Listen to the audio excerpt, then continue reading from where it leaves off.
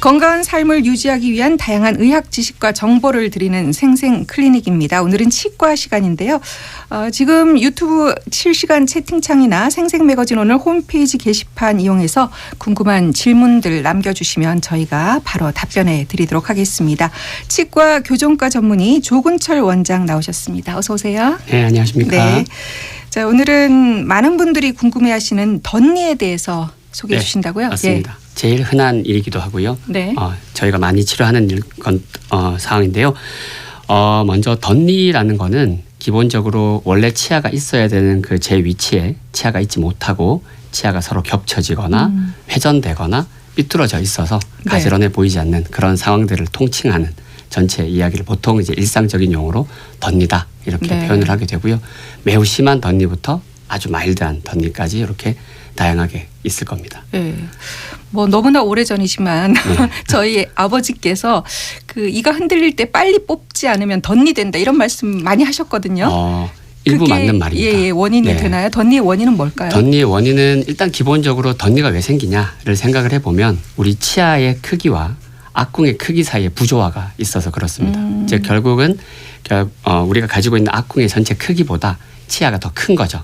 그러니까 제자리에 배열될 수가 없는 게 가장 큰 원인인데 말씀하신 것처럼 그렇게 유치가 제때 안 빠지거나 아니면은 너무 일찍 빠져버리거나 이런 것들도 하나의 원인이 될 수 있습니다. 아, 오히려 일찍 빠지는 것도 원인이 될 수 있어요? 왜냐하면 경우에 따라서 치아가 원래 유치와 영구치가 이제 1대1로 서로 매칭이 돼 있는데 그 유치가 어느 정도 밑에 영구치가 자랄 때까지 자리를 좀 지켜주고 있다가 이제 충분히 영구치가 뼛속에서 발육이 되고 나면 그때 이제 자리를 비켜주는 식으로 이제 빠지고 그다음 바로 나고 이렇게 해야 되는데 만약에 충치가 있거나 해서 얘가 먼저 빨리 빠져버리거나 그렇게 되면 이제 치아가 주변 치아들이 쓰러져 버리게 되는 거죠. 그 공간으로. 그러니까 결국 자기 자리를 잃게 되고 정작 그 자리에 놨어야 되는 애는 자기 자리가 없어지게 되는 거니까 이제 이상한 자리로 나게 되는 게 결국 덧니가 되는 겁니다. 네. 근데 뭐 위치에 따라서 저는 송곳니 정도의 덧니 있는 건 좀 귀엽기도 하더라고요. 그렇게 볼 수도 있습니다. 네. 미관상 이외에 기능상의 문제도 있을까요? 그 예전에는 이제 치아가 삐뚤면 치아가 막 겹쳐져 있으니까 아무래도 양치하기가 더 힘들고 그러다 보면 충치가 더 잘 생기기 쉽고 잇몸에 염증이 잘 생기기가 쉽다라고 생각하는 경우가 많았는데 지금도 사실 그렇게 말씀하시는 분들이 제법 많거든요.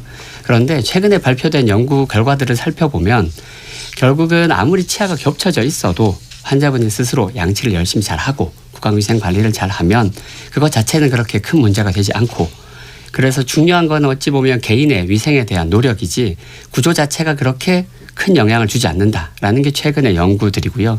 제가 실제로 환자분들을 진료를 해봐도 예를 들어서 처음 상담을 오셔서 이제 이가 많이 삐뚤어져 있어도 양치를 잘하고 계신 분들은 아주 깨끗하고 건강한 잇몸을 가지신 분들이 많고 제가 교정을 열심히 해서 이제 완전히 가지런한 치열을 만들어 놓고서 이제 체크업을 봐드리면 그 중에서는 제가 가지런하게 다 만들어 놨는데도 양치가 잘 안 돼 있어서 뭐 이렇게 충치가 다시 생기거나 잇몸에 염증이 있거나 이러시는 분들도 있으니까 사실상 저는 덧니 치료는 기본적으로 심미적인 이유가 가장 크다고 보고요. 그런 기능적인 부분들은 당연히 부가적으로 도움은 좀 될 수 있겠죠. 예를 들면 똑같은 노력을 기울이더라도 훨씬 더 쉽게 관리할 수 있는 환경을 만들어줬다라는 측면에 있어서는 좋겠지만 무조건 그렇게 인과관계를 연결시키기는 조금 어렵지 않을까. 그렇군요. 네. 이제 덧니를 고치기 위해서 없애기 위해서는 이제 교정밖에 방법이 없을 것 같은데요. 네.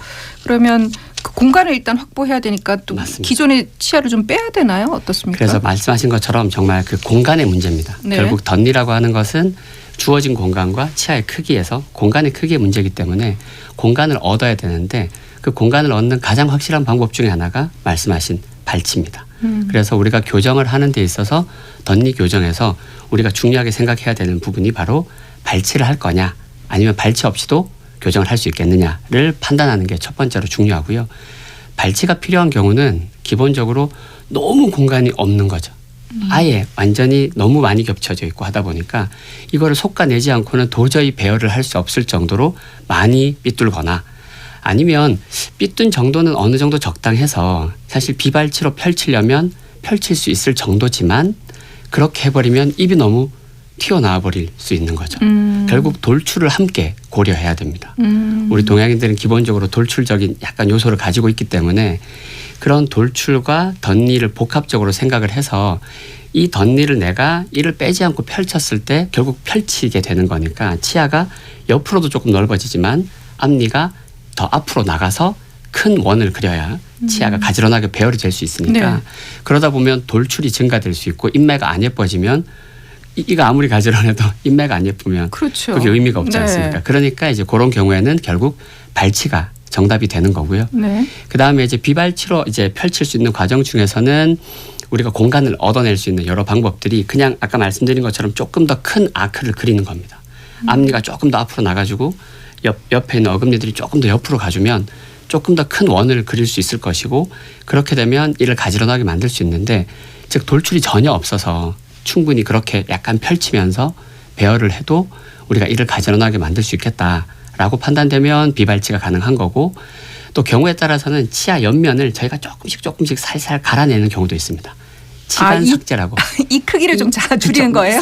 네. 미세하게 십시일반하는 네. 거죠. 그거 좀 시릴 것 같긴 아니요, 한데요. 전혀 시리지는 않습니다. 우리가 범랑질이라고 하는 면으로 이제 치아가 범랑질이라고 하는 층을 가지고 있기 때문에 네. 가장 범랑질이 두꺼운 층에서 아주 미세하게 조금씩 갈아내서 사이사이마다 거의 막 머리카락 두께 정도로 네. 정말 조금씩만 갈아내서 그래도 그렇게 공간을 조금씩 모으는 거죠. 여기서 조금씩 모으는 거고. 네. 그리고 이제 또 흔히 쓰는 방법 중에 하나는 악궁을 확장하는 겁니다. 악궁을 확장한다고요? 악궁을 넓혀버리는 거죠. 입 속을 입 안에 있는 악궁의 크기를 넓힐 수 있습니다. 그렇게 해서 진행을 하게 되는데 우리 상악에서 주로 이제 확장을 많이 하게 되고요. 네.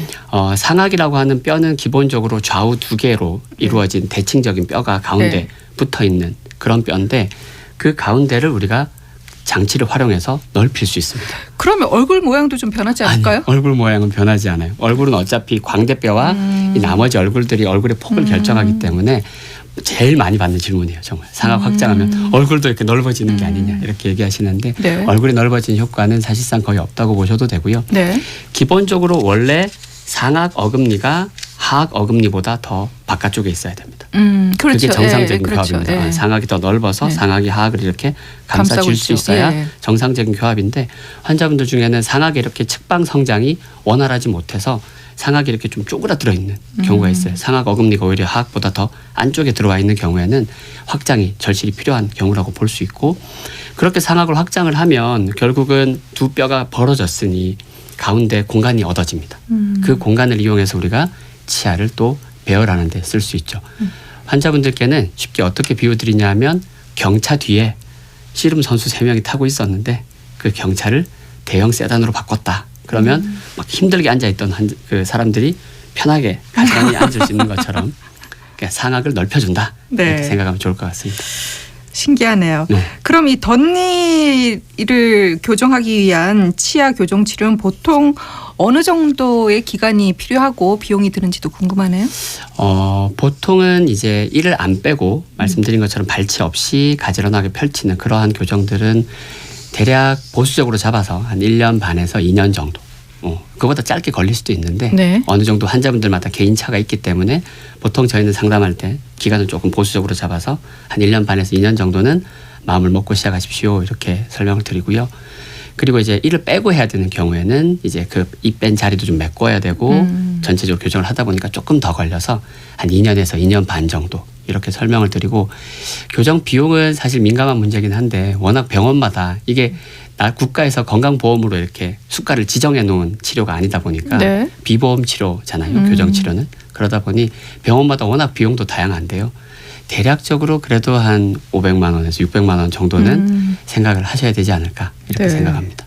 네, 모든 병이 그렇습니다. 예방이 무엇보다 중요하지 않겠습니까? 맞습니다. 네. 어린이의 경우 덧니 예방을 위해서 어떤 걸 하면 좋을까요? 아까도 이제 유치에 빠지는 시기에 대해서 우리가 이야기했었는데 일단 어린이들의 있어서 제일 중요한 건 저는 충치 관리라고 생각해요. 충치와 덧니도 관련이 있나요? 그러니까 아까 말씀드린 것처럼 이제 이가 먼저 빠지는 게 문제가 된다 말씀드렸는데 그러면 이제 충치가 있다 보면 충치 관리가 똑바로 잘 안 되고 그런 상황에서 이제 애가 충치가 생겨서 뭐 은니를 했는데 그 은니마저도 막 안에 염증이 생기고 해서 도저히 안 되겠다 뽑아야 된다 이렇게 상황이 돼버리고 나면 그 이가 뽑히고 난 후에 주변 치아들이 그쪽으로 쏠리게 되고 무너질 수 있으니까 만약에 그런 식으로 유치가 좀 일찍 빠지게 됐다면 우리가 공간 유지 장치라는 걸 또 입안에 넣어줄 수 있어요. 네. 이는 없어졌지만 네. 주변 치아들이 쓰러지지 않도록 이렇게 장치를 만들어서 공간을 유지해 주는 거죠. 자리를 지켜주는 건데요. 이제 그런 치료를 하면 그나마 예방이 되는데 그러한 대책도 없이 이가 일찍 빠져버리거나 그렇게 되면 문제가 될 수 있고 그렇습니다. 저도 아이를 둘을 키웠는데 이 충치로 이가 빨리 빠졌을 경우도 이런 공간을 확보해줘야 되는 그런 거 모르시는 분들 많을 것 같아요. 어릴 맞아요. 때부터 네. 치과 진료는 진짜 정기적으로 잘 다녀야 되겠다 그런 생각이 맞습니다. 드네요. 네. 네. 자, 이렇게 덧니 치료가 끝난 후에 관리는 어떻게 해야 됩니까? 재발하지는 않습니까? 치아는 기본적으로 우리가 원하는 위치로 이제 교정력을 가해서 움직일 수 있는데 그렇게 움직여진 치아는 다시 원래 위치로 회귀하려고 하는 성질이 있습니다. 네. 그렇기 때문에 저희가 그냥 교정을 하고 난 다음에 자, 다 됐습니다 하고 끝내면 되는 게 아니고 유지를 하기 위한 노력을 해줘야 되는데요. 두 가지 방법이 있는데 하나는 안쪽에 철사를 덧붙여 가지고 그 치아를 붙잡아 주는 거죠. 움직이지 않도록 안쪽에 철사를 가느다란 철사를 꼬아서 붙여놓는 고정식 유지 장치가 있고 그 다음에 이제 꼈다 뺐다 하는 유지 장치 이렇게 두 가지 유지 장치가 있습니다. 네.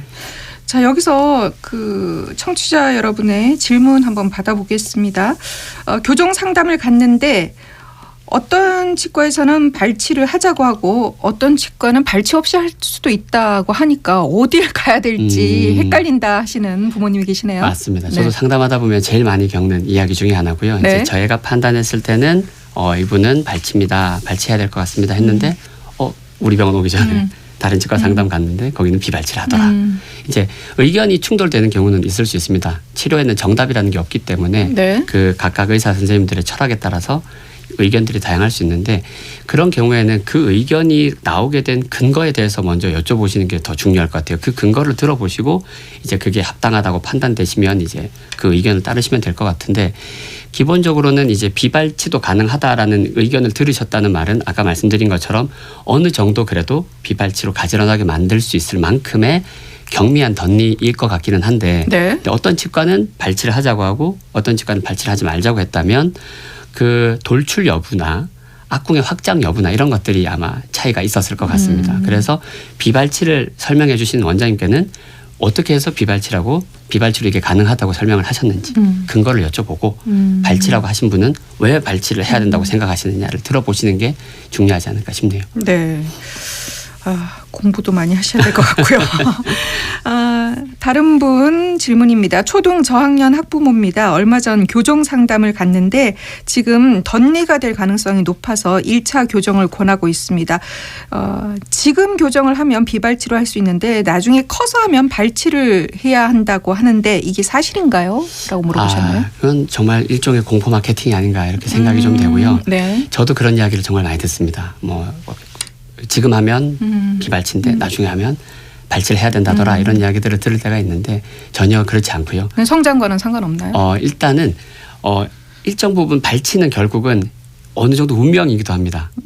말씀드린 것처럼 얼굴의 크기, 악궁의 크기와 치아의 크기로 인해서 결정 지어진 거라 어렸을 때 아무리 먼저 교정을 해도 결국은 그 차이가 너무 크면 커서 영구치가 다 나고 난 다음에 발치를 해야 되는 경우도 있고요. 네. 그런데 만약에 어릴 때 교정을 안 했고 좀 삐뚤더라도 이 친구가 만약에 확장을 해서 충분히 치아를 배열할 정도다. 그러면 꼭 어린 시기가 아니라도 확장은 언제든지 할 수 있습니다. 중학교 때 할 수도 있고 성인이 돼서도 확장은 할 수 있거든요. 그렇기 때문에 확장을 해서 결국은 이제 어릴 때 하면 비발치로 할 수 있습니다라는 말은 어릴 때 확장이 쉬우니까 그렇게 표현한 것 같은데 네. 그거는 조금 걸러들어야 될 이야기인 것 같습니다. 그렇군요. 네. 자, 끝으로 우리 청취자 여러분께 전하고 싶은 말씀 있으시다면요.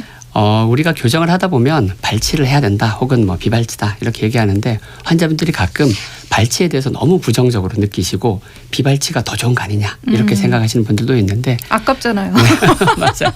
근데 저도 이 4개 빼고 교정했거든요. 치대 학생 때. 그래요? 덧니가 심해가지고 네. 작은 어금니 4개를 빼고 교정을 했는데 나중에 진짜 나이 들어서 임플란트 해야 될 수도 있는데 하나라도 좀 소중하게 아껴둬야 되지 않을까 이런 생각하게 그런데 되고 우리가 가지고 있는 공간에 네. 건강하고 좋은 교합으로 예쁘게 잘 가지고 있으려면 필요한 경우에는 정말 발치를 해야 되니 네. 발치라는 행위 자체가 결코 해롭거나 나쁘지 않다라는 이야기를 마지막으로 꼭 드리고 싶습니다. 너무 걱정 안 하셔도 된다. 네, 그런 맞습니다. 말씀이시네요. 네. 자, 지금까지 치과교정과 전문의 조근철 원장이었습니다. 원장님 고맙습니다. 감사합니다.